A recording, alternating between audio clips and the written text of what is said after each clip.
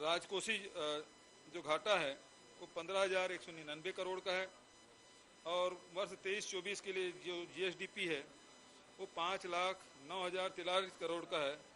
अनुपूरक सहित राजकोषीय घाटा 20,040 करोड़ का है।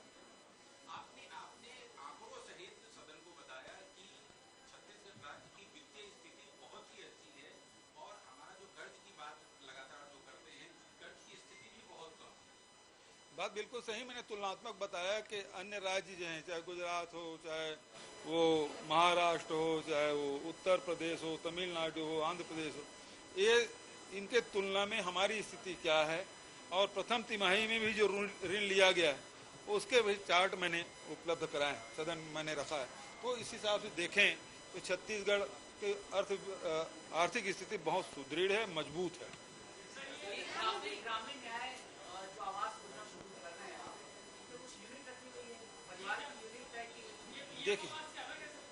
देखिए पीएम आवास में आपने देखा कि 2011 के जनगणना के आधार पे बना है, अब 2021 में होना था।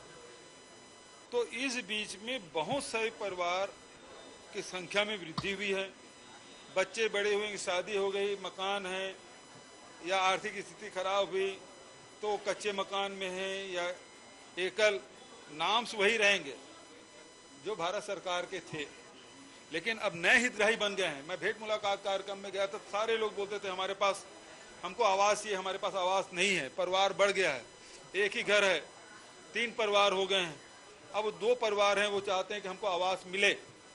तो ऐसी स्थिति में, लेकिन अब वही अधिकारियों के साथ सामने स्थिति ये थी कि 2011 की जनगणना में तो उसका नाम नहीं है, हम उसको नहीं दे सकते। इसलिए आर्थिक सर्वेक्षण अप्रैल 2023 में राज्य सरकार ने कराया और उसमें जो डिमांड आई है, सर्वे में जो रिपोर्ट आया है, तो उसी आधार पे ग्राम सभा से प्रस्ताव पारित होने पर पहले मतलब जैसे आवासहीनों को देते हैं, कच्चे मकान को देते, पहली प्राथमिकता क्या है, जो आवासहीन है। दूसरी प्राथमिकता क्या है, जो कच्चे मकान के हैं। तो इस प्रकार जो भारत सरकार ने जो गाइडलाइन तय किया उसी के अनुरूप ग्राम सभाओं के प्रस्ताव पारित करके फिर उनको राशि दी जाएगी, उसके लिए भी बजट में प्रावधान है। सर आपने रमन सिंह को जो गेड़ी दौड़ने की जो चुनौती दी है, आपने ट्वीट किया है और आपने कहा है कि जगह एक साथ दौड़े तो अच्छा लगेगा। बिल्कुल सही बात है।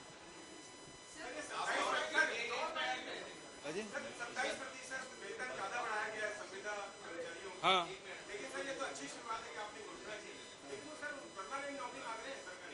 देखिए उसके साथ बहुत सारी बाध्यताएं हैं।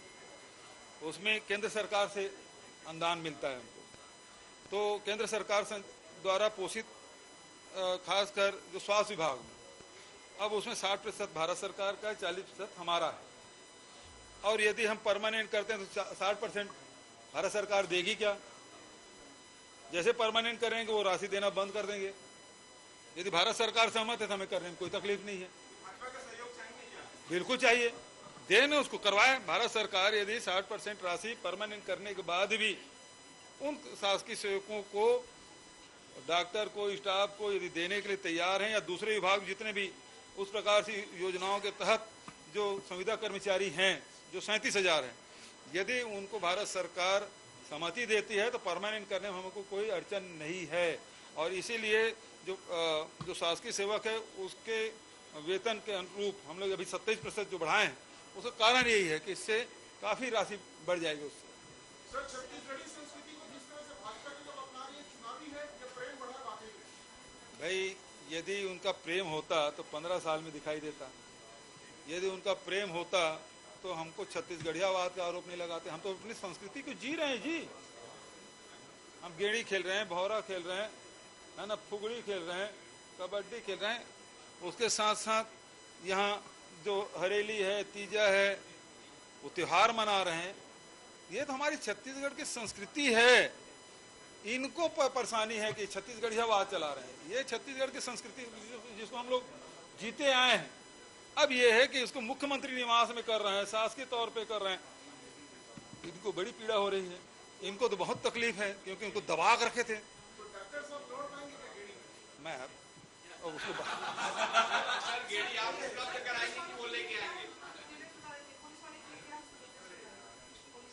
अजय पुलिस का बताया ना, पुलिस वालों के लिए जो 8,000 रुपया जो 26 आइटम उनको देते थे उसके नगद हम लोग उसका भुगतान करेंगे। सर मायावती ने ऐलान किया है कि छत्तीसगढ़ में बसपा अकेले चुनाव लड़ेगी, क्या कांग्रेस इसमें ज्यादा आसान महसूस करती है? भाई बहन मायावती जी, हमने उत्तर प्रदेश में